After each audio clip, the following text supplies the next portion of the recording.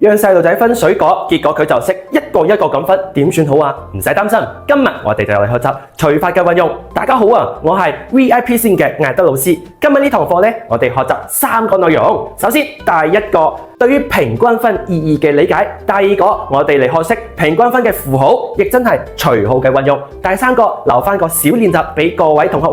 好啦，咁我哋嚟睇下。首先，咩嘢叫做平均分？其實佢嘅意思好簡單，就係每一份或者每個人分到嘅物品數量，佢哋係要一樣多嘅，呢個先叫做平均分。咁老師揾咗3幅圖幫助大家理解下。首先第一幅你哋可以見到啦，呢兩個人佢哋喺度分蘋果喎。飛兔佢有6個蘋果，咁我哋嘅大力熊佢亦都係有6個蘋果，咁呢個叫唔叫做平均分啊？俾3秒鐘時間，大家諗下。係啦，相信大家睇得出嚟啦，佢哋呢個就叫做平均分，兩個人嘅數量都係一樣嘅。好，再嚟睇第二幅圖，兩個人喺度分士多啤梨，大力熊呢有7個士多啤梨，咁我哋嘅聰明鹿佢有6個士多啤梨，呢個叫唔叫做平均分啊？呢個錯嘅喎，佢哋嘅數量都唔同，點會叫做平均分呢？好，最後一個挑戰，大家可以睇下，佢哋喺度分香蕉啊，3個人，每個人都係3嚿香蕉，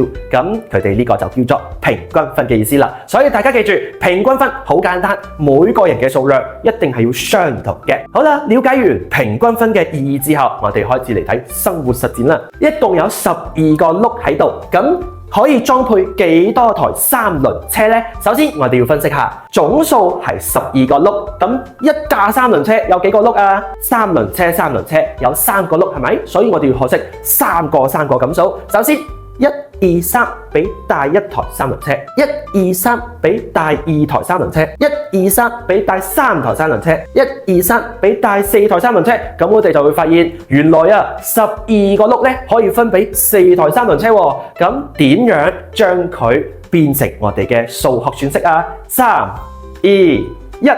好啦，大家見到未啊？我哋咧可以將佢轉變為12除以3等於幾多？首先我哋嚟了解下第一個12亦真係我哋講嘅被除數，咁佢嚟自於我哋嘅總數。咁呢個符號咧，我哋叫做除號。除號其實就係表示平均分嘅意思，所以下次大家見到平均分，我哋就要諗起除號啦。咁第二個3咧就係我哋所講嘅除數，佢嚟自於我哋每一份幾多嘅數量，或者分俾幾多個人。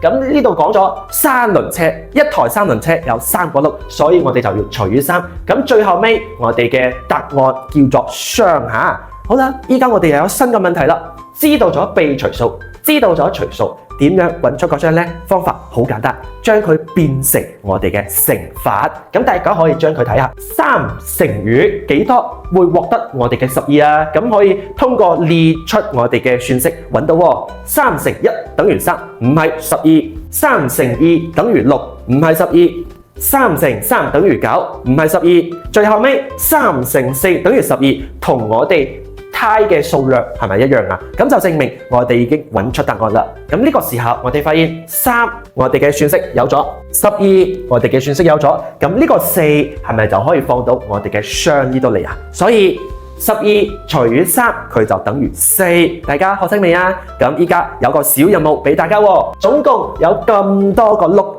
咁我哋可以裝配俾幾多台4輪汽車呢？相信小朋友已經有咗自己嘅答案。咁不如嚟到 VIP 星級課堂上話俾艾德老師知啦。歡迎各位家長、各位細路仔 follow 我哋嘅 channel，我哋喺課堂上不見不散喎。